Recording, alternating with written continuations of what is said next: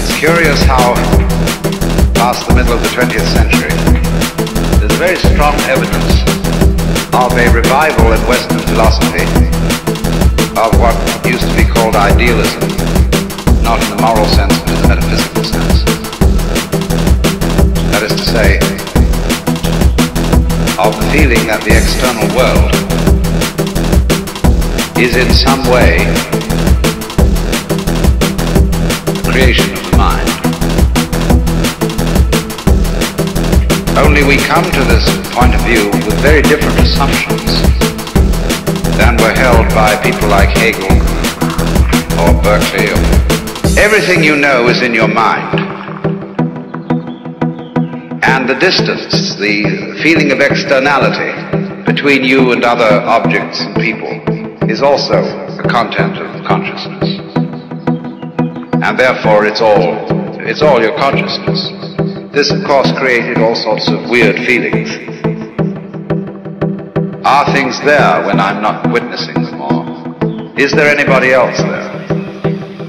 Or are you all my personal dream?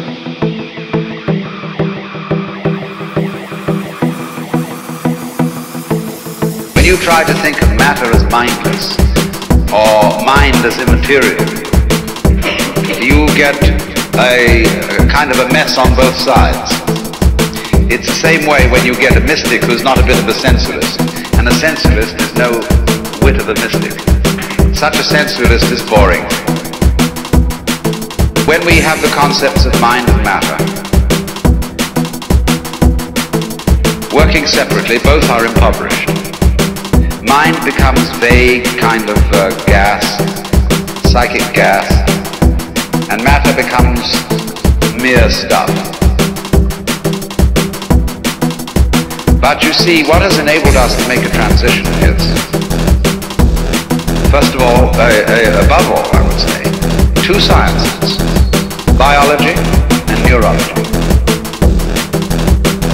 Because through biology, and to some extent physics, the method of physics has shown us that the idea that man can be an objective observer of an external world that is not himself, so that, as it were, he can stand back from it and look at it and say what is out there, we see that this cannot be done.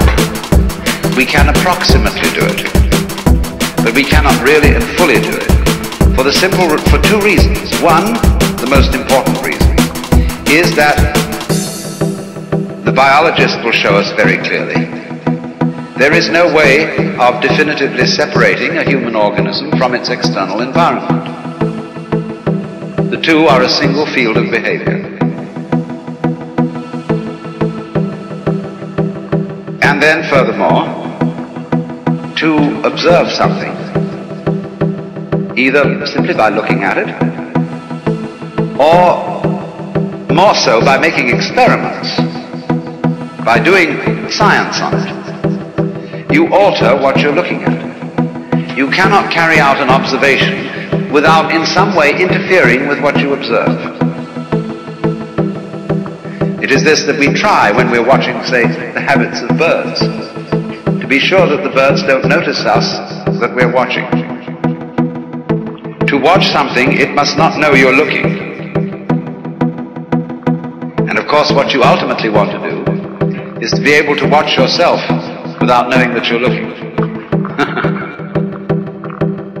Then you can really catch yourself not on your best behavior and see yourself as you really are. But this can never be done. And likewise, the physicist cannot simultaneously establish the position and the velocity of very minute particles or wavicles.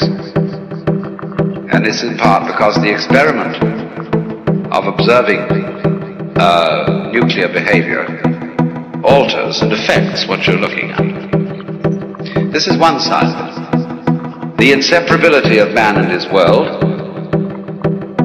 which deflates the myth of the objective observer, standing aside and observing a world that is merely mechanical, a thing that operates like a machine out there. The second is from the science of neurology, where we understand so clearly now that the kind of world we see is relative to the structure of the sense organs.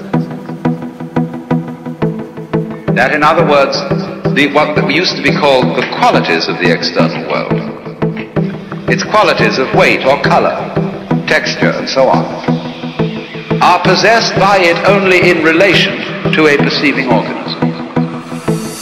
But you see here, from a new basis altogether, we have a new answer to the old riddle.